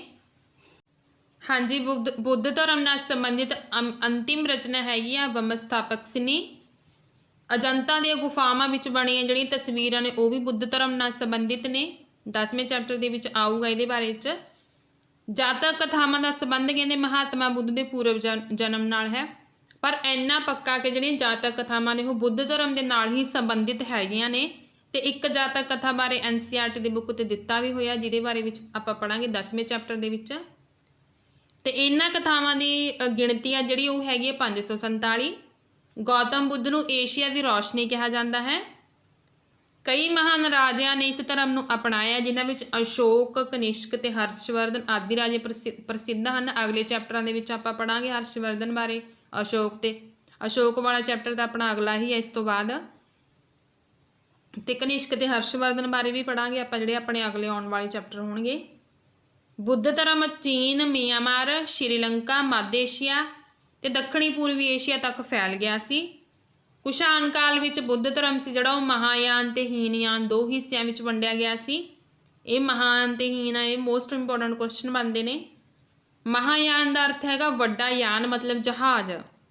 ਜਿਹੜੇ ਮਹਾਯਾਨ ਦੇ ਅਨੁਯਾਈ ਸੀਗੇ ਉਹ ਮੂਰਤੀ ਪੂਜਾ ਵਿੱਚ ਵਿਸ਼ਵਾਸ ਰੱਖਦੇ ਸੀ, ਮਹਾਤਮਾ ਬੁੱਧ ਦੀ ਮੂਰਤੀ ਬਣਾਉਂਦੇ ਸੀ ਤੇ ਉਹਦੀ ਪੂਜਾ ਕਰਦੇ ਸੀ। ਹੀਨਯਾਨ ਦੇ ਅਨੁਯਾਈ ਸੀਗੇ ਜਿਹੜੇ ਉਹ ਬੁੱਧ ਦੀਆਂ ਸਿੱਖਿਆਵਾਂ ਦੀ ਪਾਲਣਾ ਕਰਦੇ ਸੀ, ਕਿਉਂਕਿ ਉਹ ਮੰਨਦੇ ਸੀ ਕਿ ਜਿਹੜੇ ਮਹਾਤਮਾ ਬੁੱਧ ਨੇ ਉਹ ਇੱਕ ਸਿੱਖਿਅਕ ਨੇ, ਇਸ ਲਈ ਉਹ ਉਹਨਾਂ ਦੀਆਂ ਸਿੱਖਿਆਵਾਂ ਨੂੰ ਮੰਨਦੇ ਸੀ, ਮੂਰਤੀ ਪੂਜਾ ਦੇ ਵਿੱਚ ਵਿਸ਼ਵਾਸ ਨਹੀਂ ਕਰਦੇ ਸੀ। ਇਹ ਮਹਾਵਿਭਾਸ਼ ਦਾ ਸੰਬੰਧ ਹੈਗਾ ਹੀਨਯਾਨ ਸੰਪਰਦਾਇ ਨਾਲ। ਵਜਰਯਾਨ ਸ਼ਾਖਾ ਨੂੰ ਬੁੱਧ ਧਰਮ ਦੇ ਪਤਨ ਦਾ ਕਾਰਨ ਮੰਨਿਆ ਜਾਂਦਾ, ਤੇ ਵਜਰਯਾਨ ਦੀ ਜਿਹੜੀ ਧਰਮ ਪੱਧਤੀ ਆ ਉਹਨੂੰ ਤਾਂਤਰਿਕ ਕਿਹਾ ਜਾਂਦਾ। ਇਸ ਬਾਰੇ 'ਚ NCERT ਤੇ ਤਾਂ ਨਹੀਂ ਕੁਛ ਦਿੱਤਾ ਹੋਇਆ ਵਜਰਯਾਨ ਬਾਰੇ, ਪਰ ਆਪਾਂ ਕੁਛ ਚੀਜ਼ਾਂ ਮਤਲਬ ਕਿ ਸੁਣਦੇ ਹਾਂ, ਜਿਹੜੀਆਂ ਸਰਚ ਕਰਕੇ ਵੀ ਲੱਭ ਲੈਂਦੇ ਹਾਂ, ਕੁਛ ਜਿਹੜੀਆਂ ਨਹੀਂ ਹੈਗੀਆਂ ਬੁੱਕਸ ਦੇ ਵਿੱਚ। ਤਾਂ ਇੱਥੋਂ ਪਤਾ ਲੱਗ ਗਿਆ ਆਪਾਂ ਨੂੰ ਕਿ ਜਿਹੜੀ ਵਜਰਯਾਨ ਸ਼ਾਖਾ ਗੀ ਇਹੀ ਬੁੱਧ ਧਰਮ ਦੇ ਪਤਨ ਦਾ ਕਾਰਨ ਸੀ। ਹੋਰ ਵੀ ਬਹੁਤ ਚੀਜ਼ਾਂ ਮੰਨ ਸਕਦੇ ਹਾਂ ਆਪਾਂ, ਜਿਵੇਂ ਕਿ ਜਿਹੜੇ ਇਹਨਾਂ ਦੇ ਅਨੁਯਾਈ ਸੀਗੇ ਉਹ ਉਸ ਤਰ੍ਹਾਂ ਧਰਮ ਨੂੰ ਨਹੀਂ ਸੰਭਾਲ ਪਾਏ, ਕਿਉਂਕਿ ਜਿਹੜੇ ਇਸ ਤਰ੍ਹਾਂ ਦੇ ਵਿਅਕਤੀ ਹੁੰਦੇ ਨੇ ਉਹ ਗੁਣ ਹਰ ਇੱਕ 'ਚ ਥੋੜ੍ਹੀ ਹੁੰਦੇ ਨੇ, ਹੈ ਨਾ। ਉਹ ਤਾਂ ਇੱਕ ਖਾਸ ਇਨਸਾਨ ਹੀ ਹੁੰਦਾ, ਜਿਵੇਂ ਮਹਾਤਮਾ ਬੁੱਧ ਸੀ ਇੱਕ ਖਾਸ ਇਨਸਾਨ ਸੀ ਇਸ ਤਰ੍ਹਾਂ ਦੇ, ਜਿਨ੍ਹਾਂ ਦੇ ਵਿੱਚ ਇਹ ਸਾਰੇ ਗੁਣ ਹੈਗੇ ਸੀ। ਪਰਮਾਤਮਾ ਹਰ ਇੱਕ ਨੂੰ ਉਸ ਤਰ੍ਹਾਂ ਦੇ ਨਹੀਂ ਬਣਾਉਂਦਾ, ਤੇ ਬਾਅਦ ਵਿੱਚ ਜਿਹੜੇ ਇਹਨਾਂ ਦੇ ਅਨੁਯਾਈ ਸੀ ਉਹ ਨਹੀਂ ਉਹਨਾਂ ਧਰਮ ਨੂੰ ਸੰਭਾਲ ਪਾਏ, ਜਿਵੇਂ ਕਿ ਮਹਾਤਮਾ ਬੁੱਧ ਨੇ ਜਿਹੜੀਆਂ ਸਿੱਖਿਆਵਾਂ ਦਿੱਤੀਆਂ ਸੀ। ਤੇ ਇਹਦਾ ਕਾਰਨ ਵੀ ਆਪਾਂ ਮੰਨ ਸਕਦੇ ਹਾਂ ਕਿ ਇਹ ਬੁੱਧ ਧਰਮ ਦੇ ਪਤਨ ਦਾ ਕਾਰਨ ਹੋ ਸਕਦੇ ਨੇ। ਹਾਂਜੀ, ਅੱਗੇ ਆਪਾਂ ਪੜ੍ਹ ਲੈਂਦੇ ਹਾਂ ਉਪਨਿਸ਼ਦ ਬਾਰੇ। ਇਸੇ ਸਮੇਂ ਵਿੱਚ ਕਈ ਹੋਰ ਚਿੰਤਕ ਵੀ ਕਠਿਨ ਸ਼ਬਦਾਂ ਦੇ ਅਰਥ ਲੱਭਣ ਦਾ ਯਤਨ ਕਰ ਰਹੇ ਸੀ, ਜਿਵੇਂ ਕਿ ਇਸ ਦੁਨੀਆ ਵਿੱਚ ਕੁਝ ਤਾਂ ਸਥਾਈ ਹੋਵੇਗਾ ਜੋ ਮੌਤ ਤੋਂ ਬਾਅਦ ਵੀ ਬਚਿਆ ਰਹਿੰਦਾ। ਇਹਨਾਂ ਵਿਚਾਰਾਂ ਦਾ ਸੰਕਲਨ ਸੀ ਜਿਹੜਾ ਉਹ ਉਪਨਿਸ਼ਦਾਂ ਦੇ ਵਿੱਚ ਕੀਤਾ ਗਿਆ। ਉੱਤਰ ਵੈਦਿਕ ਗ੍ਰੰਥ ਨੇ, ਇਹ ਉੱਤਰ ਵੈਦਿਕ ਕਾਲ ਦੇ ਵਿੱਚ ਉਪਨਿਸ਼ਦ ਲਿਖਿਆ ਗਿਆ ਸੀ, ਇਹਨੂੰ ਉੱਤਰ ਵੈਦਿਕ ਗ੍ਰੰਥ ਕਿਹਾ ਜਾਂਦਾ। ਉਪਨਿਸ਼ਦ ਦਾ ਸ਼ਾਬਦਿਕ ਅਰਥ ਹੈ ਗੁਰੂ ਦੇ ਸਮੀਪ, ਮਤਲਬ ਨਜ਼ਦੀਕ ਬੈਠਣਾ। ਇਹਨਾਂ ਗ੍ਰੰਥਾਂ ਵਿੱਚ ਅਧਿਆਪਕ ਅਤੇ ਵਿਦਿਆਰਥੀਆਂ ਦੀ ਵਾਰਤਾਲਾਪ ਦਾ ਸੰਕਲਨ ਕੀਤਾ ਗਿਆ ਹੈ, ਜੋ ਵੀ ਗੱਲਬਾਤ ਹੁੰਦੀ ਹੈ ਅਧਿਆਪਕ ਤੇ ਵਿਦਿਆਰਥੀਆਂ ਦੇ ਵਿਚਾਲੇ। ਇਹਨਾਂ ਚਰਚਾਵਾਂ ਵਿੱਚ ਬ੍ਰਾਹਮਣ ਅਤੇ ਰਾਜੇ ਭਾਗ ਲੈਂਦੇ ਸੀ। ਕਦੇ ਕਦੇ ਗਾਰਗੀ ਵਰਗੀਆਂ ਇਸਤਰੀ ਵਿਚਾਰਕਾਂ ਦਾ ਵੀ ਵਰਣਨ ਆਪਾਂ ਨੂੰ ਇਹਨਾਂ ਦੇ ਵਿੱਚ ਮਿਲਦਾ। ਉਪਨਿਸ਼ਦਾਂ ਦੇ ਕਈ ਵਿਚਾਰਾਂ ਦਾ ਵਿਕਾਸ ਬਾਅਦ ਵਿੱਚ ਪ੍ਰਸਿੱਧ ਵਿਚਾਰਕ ਸ਼ੰਕਰਾਚਾਰੀਆ ਦੁਆਰਾ ਕੀਤਾ ਗਿਆ ਸੀ। ਇਹ ਵੀ ਇੱਕ ਇੰਪੋਰਟੈਂਟ ਕੁਐਸਚਨ ਆ। ਹਾਂਜੀ, ਅੱਗੇ ਆਪਾਂ ਪੜ੍ਹ ਲੈਂਦੇ ਹਾਂ ਪਾਣਿਨੀ ਜਿਹੜੇ ਕਿ ਇੱਕ ਵਿਦਵਾਨ ਹੋਏ ਨੇ। ਇਸ ਯੁੱਗ ਵਿੱਚ ਕਈ ਹੋਰ ਵਿਦਵਾਨ ਵੀ ਖੋਜ ਕਰ ਰਹੇ ਸਨ। ਇਹਨਾਂ ਪ੍ਰਸਿੱਧ ਵਿਦਵਾਨਾਂ ਵਿੱਚ ਪਾਣਿਨੀ ਨੇ ਸੰਸਕ੍ਰਿਤ ਭਾਸ਼ਾ ਦੇ ਵਿਆਕਰਨ ਦੀ ਰਚਨਾ ਕੀਤੀ। Most important question. ਉਹਨਾਂ ਨੇ ਸਵਰਾਂ ਅਤੇ ਵਿਅੰਜਨਾਂ ਨੂੰ ਇੱਕ ਵਿਸ਼ੇਸ਼ ਕ੍ਰਮ ਵਿੱਚ ਰੱਖ ਕੇ ਉਹਨਾਂ ਦੇ ਆਧਾਰ 'ਤੇ ਸੂਤਰਾਂ ਦੀ ਰਚਨਾ ਕੀਤੀ ਸੀ। ਇਹ ਬੀਜ ਗਣਿਤ ਨਾਲ ਮਿਲਦੇ ਜੁਲਦੇ ਸਨ ਤੇ ਇਹਨਾਂ ਦੀ ਸੰਖਿਆ ਹੈਗੀ ਸੀ 3000। ਲਘੂ ਸੂਤਰ ਨੇ ਜਿਨ੍ਹਾਂ ਦੀ ਸੰਖਿਆ ਹੈਗੀ ਆ ਜੀ 3000। ਇਹ ਵੀ ਮੋਸਟ ਇੰਪੋਰਟੈਂਟ ਕੁਐਸਚਨ ਆ। ਤੇ ਅੱਗੇ ਆਪਾਂ ਪੜਾਂਗੇ ਜੈਨ ਧਰਮ ਬਾਰੇ, ਜਿਹੜਾ ਕਿ ਦੂਜਾ ਮਹੱਤਵਪੂਰਨ ਧਰਮ ਆ। ਹਾਂਜੀ, ਅੱਗੇ ਆਪਾਂ ਪੜ੍ਹ ਲੈਂਦੇ ਹਾਂ ਡਿਟੇਲ ਦੇ ਵਿੱਚ ਜੈਨ ਧਰਮ ਬਾਰੇ, ਜਿਹੜਾ ਕਿ ਭਾਰਤ ਦਾ ਪ੍ਰਾਚੀਨ ਸੁਤੰਤਰ ਅਤੇ ਵਿਗਿਆਨਕ ਧਰਮ ਆ। ਸੰਸਥਾਪਕ ਸੀਗੇ ਜੈਨ ਧਰਮ ਦੇ ਭਗਵਾਨ ਰਿਸ਼ਭਦੇਵ, ਜਿਨ੍ਹਾਂ ਨੂੰ ਤੀਰਥੰਕਰ ਕਿਹਾ ਜਾਂਦਾ। ਜਿੰਨੇ ਵੀ ਭਗਵਾਨ ਹੋਏ ਨੇ ਜੈਨ ਧਰਮ ਦੇ ਵਿੱਚ ਇਹਨਾਂ ਨੂੰ ਤੀਰਥੰਕਰ ਕਿਹਾ ਜਾਂਦਾ। ਪਹਿਲੇ ਤੀਰਥੰਕਰ ਹੋਏ ਨੇ ਭਗਵਾਨ ਰਿਸ਼ਭਦੇਵ, ਜਿਨ੍ਹਾਂ ਦਾ ਜਨਮ ਹੋਇਆ ਸੀ ਅਯੋਧਿਆ ਦੇ ਵਿੱਚ, ਜਿਨ੍ਹਾਂ ਨੂੰ ਆਦਿਨਾਥ, ਆਦੇਸ਼ਵਰ, ਯੁਗਾਦੀ ਦੇਵ, ਨਭੇਆ ਜਾਂ ਪ੍ਰਥਮ ਰਾਜੇਸ਼ਵਰ ਕਿਹਾ ਜਾਂਦਾ, ਤੇ ਇਹਨਾਂ ਦਾ ਚਿੰਨ੍ਹ ਹੈਗਾ ਬਲਦ। 23ਵੇਂ ਤੀਰਥੰਕਰ ਹੈਗੇ ਨੇ ਭਗਵਾਨ ਪਾਰਸ਼ਵਨਾਥ। ਜਿਨ੍ਹਾਂ ਨੂੰ ਕਾਲੀ ਕਲਕਲ ਪਤਾਰੂ ਵੀ ਕਿਹਾ ਜਾਂਦਾ, ਤੇ ਹੈਗੇ ਨੇ ਜੀ ਬਨਾਰਸ ਦੇ ਰਾਜਕੁਮਾਰ। ਬਨਾਰਸ ਦੇ ਰਾਜਕੁਮਾਰ ਸੀਗੇ ਜਿਹੜੇ ਭਗਵਾਨ ਪਾਰਸ਼ਵਨਾਥ ਸੀਗੇ। 24ਵੇਂ ਤੇ ਆਖਰੀ ਤੀਰਥੰਕਰ ਹੈਗੇ ਨੇ ਭਗਵਾਨ ਮਹਾਵੀਰ ਸਵਾਮੀ ਜੀ। ਕੁੱਲ 24 ਤੀਰਥੰਕਰ ਹੋਏ ਨੇ ਜੈਨ ਧਰਮ ਦੇ ਵਿੱਚ। ਪਹਿਲੇ ਹੈਗੇ ਨੇ ਰਿਸ਼ਭਦੇਵ, ਤੇ ਆਖਰੀ ਤੀਰਥੰਕਰ ਹੈਗੇ ਨੇ ਮਤਲਬ 24ਵੇਂ ਤੀਰਥੰਕਰ ਹੈਗੇ ਨੇ ਭਗਵਾਨ ਮਹਾਵੀਰ ਸਵਾਮੀ ਜੀ। ਅੱਗੇ ਆਪਾਂ ਪੜਾਂਗੇ ਮਹਾਵੀਰ ਜੈਨ ਦੇ ਬਾਰੇ ਡਿਟੇਲ ਦੇ ਵਿੱਚ ਪੜਾਂਗੇ। ਇਸੇ ਯੁੱਗ ਵਿੱਚ ਜੈਨ ਧਰਮ ਦੇ ਸਰਵ ਮਹੱਤਵਪੂਰਨ ਵਿਚਾਰਕ ਵਰਧਮਾਨ ਮਹਾਵੀਰ ਜੀ ਨੇ ਵੀ ਆਪਣੇ ਵਿਚਾਰਾਂ ਦਾ ਪ੍ਰਸਾਰ ਕੀਤਾ। ਭਾਵ 6ਵੀਂ ਸਦੀ ਈਸਵੀ ਪੂਰਵ ਦੀ ਗੱਲ ਕਰ ਰਹੇ ਹਾਂ ਆਪਾਂ। ਵਰਧਮਾਨ ਦਾ ਅਰਥ ਹੈ ਇੰਦਰੀਆਂ ਦਾ ਜੇਤੂ। ਜੈਨ ਸ਼ਬਦ ਜਿਨ ਸ਼ਬਦ ਤੋਂ ਨਿਕਲਿਆ, ਜਿਸ ਦਾ ਅਰਥ ਹੈ ਵਿਜੇਤਾ, ਮਤਲਬ ਇੱਕ ਜੇਤੂ ਇਨਸਾਨ ਕਹਿ ਸਕਦੇ ਹਾਂ ਆਪਾਂ। ਜਨਮ ਹੋਇਆ 599 ਈਸਵੀ ਪੂਰਵ ਦੇ ਵਿੱਚ, ਵੈਸ਼ਾਲੀ ਦੇ ਨੇੜੇ ਕੁੰਡਗ੍ਰਾਮ ਦੇ ਵਿੱਚ ਇਹਨਾਂ ਦਾ ਜਨਮ ਹੋਇਆ। ਚਿੰਨ੍ਹ ਹੈਗਾ ਸ਼ੇਰ ਤੇ ਸੰਘ ਹੈਗਾ ਵੱਜੀ ਸੰਘ ਦੇ ਬਾਰੇ 'ਚ ਆਪਾਂ ਪਿਛਲੀ ਕਲਾਸ ਦੇ ਵਿੱਚ ਪੜ੍ਹਿਆ ਸੀ। ਤੇ ਲਿਛਵੀ ਕੁਲ ਨਾਲ ਸੰਬੰਧਿਤ ਸੀਗੇ। ਪਿਤਾ ਦਾ ਨਾਮ ਹੈਗਾ ਸਿਧਾਰਥ, ਜਿਹੜੇ ਕਿ ਜੰਤਰਿਕਾ ਕਬੀਲੇ ਦੇ ਮੁਖੀ ਸੀਗੇ। ਇਹਨਾਂ ਦੇ ਪਿਤਾ ਜੀ ਸੀ ਸਿਧਾਰਥ। ਮਾਤਾ ਦਾ ਨਾਮ ਹੈਗਾ ਤ੍ਰਿਸ਼ਲਾ ਰਾਣੀ, ਤੇ ਪਤਨੀ ਹੈਗੀ ਸੀ ਰਾਜਕੁਮਾਰੀ ਯਸ਼ੋਦਾ। ਪੁੱਤਰੀ ਦਾ ਨਾਮ ਹੈਗਾ ਪ੍ਰਿਯਦਰਸ਼ਨਾ। ਤੇ ਮਹਾਵੀਰ ਸਵਾਮੀ ਜੀ ਜਿਹੜੇ ਸੀਗੇ ਉਹ ਇੱਕ ਕਸ਼ਤਰੀ ਰਾਜਕੁਮਾਰ ਸੀਗੇ, ਮਹਾਵੀਰ ਜੈਨ। ਤੇ ਇਹਨਾਂ ਨੂੰ ਹੋਰ ਕਿੰਨਾ ਨਾਮਾਂ ਨਾਲ ਬੁਲਾਇਆ ਜਾਂਦਾ ਸੀ, ਜਿਵੇਂ ਕਿ ਇਹਨਾਂ ਨੂੰ ਕਿਹਾ ਜਾਂਦਾ ਸੀ ਵਰਧਮਾਨ ਕਿਹਾ ਜਾਂਦਾ ਸੀ, ਵੀਰ ਕਿਹਾ ਜਾਂਦਾ ਸੀ, ਜਾਂ ਅਭਿਵੀਰ। ਇਹਨਾਂ ਨਾਮਾਂ ਨਾਲ ਵੀ ਮਹਾਵੀਰ ਜੈਨ ਨੂੰ ਬੁਲਾਇਆ ਜਾਂਦਾ ਸੀ। 30 ਸਾਲ ਦੀ ਉਮਰ ਵਿੱਚ ਉਹਨਾਂ ਨੇ ਘਰ ਛੱਡ ਦਿੱਤਾ ਤੇ ਜੰਗਲ ਵਿੱਚ ਰਹਿਣ ਲੱਗੇ, ਕਿਉਂਕਿ ਉਹ ਵੀ ਮਤਲਬ ਕੀ ਸੀਗਾ ਕਿ ਉਹਨਾਂ ਦੇ ਵਿਚਾਰ ਕੁਛ ਇਸ ਤਰ੍ਹਾਂ ਦੇ ਸੀਗੇ ਹੈ ਨਾ, ਕਿ ਉਹ ਆਪਣੇ ਆਪ ਨੂੰ ਬੰਧਨਾਂ ਦੇ ਵਿੱਚ, ਰਿਸ਼ਤੇ ਨਾਤਿਆਂ ਦੇ ਵਿੱਚ ਬੰਨ੍ਹ ਕੇ ਨਹੀਂ ਰੱਖਣਾ ਚਾਹੁੰਦੇ ਸੀ। ਇੱਕ ਸੱਚੇ ਗਿਆਨ ਦੀ ਖੋਜ ਕਰਨਾ ਚਾਹੁੰਦੇ ਸੀ। ਇਸ ਲਈ ਉਹਨਾਂ ਨੇ ਕੀ ਕੀਤਾ, 30 ਸਾਲ ਦੀ ਉਮਰ ਦੇ ਵਿੱਚ ਘਰ ਛੱਡਤਾ ਸੀ ਤੇ ਉਹ ਇਕਾਂਤ ਵਿੱਚ ਜੀਵਨ ਬਤੀਤ ਕਰਨ ਲੱਗੇ ਸੀ। ਘਰ ਛੱਡਣ ਲਈ ਉਹਨਾਂ ਨੇ ਆਪਣੇ ਭਰਾ ਨੰਦੀ ਵਰਮਨ ਤੋਂ ਇਜਾਜ਼ਤ ਲਈ ਸੀ। ਕਈ ਸਾਲਾਂ ਤੱਕ ਉਹਨਾਂ ਨੇ ਇਕਾਂਤ ਦੇ ਵਿੱਚ ਹੀ ਜੀਵਨ ਬਤੀਤ ਕੀਤਾ ਤੇ 12 ਸਾਲ 6 ਮਹੀਨੇ ਤੇ 15 ਦਿਨ ਤੱਕ ਉਹਨਾਂ ਨੇ ਕਠੋਰ ਤਪੱਸਿਆ ਕੀਤੀ, ਜਿਸ ਤੋਂ ਬਾਅਦ ਉਹਨਾਂ ਨੂੰ ਕੈਵਲਿਆ ਗਿਆਨ ਦੀ ਪ੍ਰਾਪਤੀ ਹੋਈ ਸੀ। Most important question. ਕੈਵਲਿਆ ਦਾ ਅਰਥ ਹੈ ਬ੍ਰਹਿਮੰਡ ਦਾ ਸੰਪੂਰਨ ਗਿਆਨ, ਮਤਲਬ ਉਹਨਾਂ ਨੂੰ ਪੂਰੇ ਬ੍ਰਹਿਮੰਡ ਦੇ ਬਾਰੇ ਵਿੱਚ ਜਾਣਕਾਰੀ ਹੋ ਗਈ ਸੀ। ਦੇਖੋ ਬ੍ਰਹਿਮੰਡ ਕਿੰਨਾ ਵਿਸ਼ਾਲ ਆ, ਜਿੰਨਾ ਆਪਾਂ ਸੋਚਾਂਗੇ ਉਸ ਤੋਂ ਵੀ ਕਿਤੇ ਜ਼ਿਆਦਾ ਵਿਸ਼ਾਲ ਆ। ਤੇ ਮਹਾਵੀਰ ਜੈਨ ਜੀ ਨੂੰ ਪੂਰੇ ਬ੍ਰਹਿਮੰਡ ਦਾ ਜਿਹੜਾ ਗਿਆਨ ਸੀ ਉਹ ਪ੍ਰਾਪਤ ਹੋ ਗਿਆ ਸੀਗਾ। ਕਠੋਰ ਤਪੱਸਿਆ ਕੀਤੀ ਸੀ ਉਹਨਾਂ ਨੇ। ਤੇ ਉਸ ਸਮੇਂ ਉਹਨਾਂ ਦੀ ਉਮਰ ਹੈਗੀ ਸੀ 42 ਸਾਲ। ਜਰਿਮਥਿਕ ਗ੍ਰਾਮ ਵਿਖੇ ਰਿਜਪਾਲਿਕਾ ਨਦੀ ਦੇ ਕੰਢੇ ਤੇ ਇਹਨਾਂ ਨੂੰ ਗਿਆਨ ਦੀ ਪ੍ਰਾਪਤੀ ਹੋਈ ਸੀ। ਜਿਵੇਂ ਆਪਾਂ ਪਹਿਲਾਂ ਪੜ੍ਹਿਆ ਨਾ ਮਹਾਤਮਾ ਬੁੱਧ ਬਾਰੇ, ਕਿ ਉਹਨਾਂ ਨੂੰ ਗਿਆਨ ਦੀ ਪ੍ਰਾਪਤੀ ਹੋਈ ਸੀ ਪਿੱਪਲ ਦੇ ਦਰਖਤ ਦੇ ਨੀਚੇ। ਤੇ ਕੁਝ ਵਿਦਵਾਨਾਂ ਦਾ ਕਹਿਣਾ ਕਿ ਉੱਥੋਂ ਦੀ ਇੱਕ ਨਦੀ ਵਹਿ ਰਹੀ ਸੀ ਜਿਹਦਾ ਨਾਮ ਹੈਗਾ ਨੀਲਾਂਜਨਾ। ਤੇ ਜਿੱਥੇ ਮਹਾਵੀਰ ਸਵਾਮੀ ਨੂੰ ਗਿਆਨ ਦੀ ਪ੍ਰਾਪਤੀ ਹੋਈ ਸੀ, ਜਿਹੜੀ ਨਦੀ ਦੇ ਕੰਢੇ ਤੇ ਕਿਹਾ ਜਾਂਦਾ, ਉਹਦਾ ਨਾਮ ਹੈਗਾ ਰਿਜਪਾਲਿਕਾ। ਤੇ ਗਿਆਨ ਦੀ ਪ੍ਰਾਪਤੀ ਹੋਣ ਤੋਂ ਬਾਅਦ ਇਹਨਾਂ ਨੂੰ ਵੀਤਰਾਗ, ਜਿੰਨ ਅਤੇ ਜੇਤੂ ਕਿਹਾ ਜਾਣ ਲੱਗਿਆ ਸੀ। ਪਹਿਲਾ ਉਪਦੇਸ਼ ਇਹਨਾਂ ਨੇ ਦਿੱਤਾ ਸੀ ਪਾਵਾਪੁਰੀ ਵਿੱਚ 11 ਸ਼ਰਧਾਲੂਆਂ ਨੂੰ। 72 ਸਾਲ ਦੀ ਉਮਰ ਵਿੱਚ ਪਾਵਾਪੁਰੀ ਨਗਰ ਵਿਖੇ ਇਹਨਾਂ ਨੂੰ ਨਿਰਵਾਣ ਪ੍ਰਾਪਤ ਹੋਇਆ। 527 ਈਸਵੀ ਪੂਰਵ ਮੰਨਿਆ ਜਾਂਦਾ ਕਿ ਇਹਨਾਂ ਨੂੰ 527 ਈਸਵੀ ਪੂਰਵ ਵਿੱਚ ਨਿਰਵਾਣ ਦੀ ਪ੍ਰਾਪਤੀ ਹੋਈ ਸੀ 72 ਸਾਲ ਦੀ ਉਮਰ ਦੇ ਵਿੱਚ।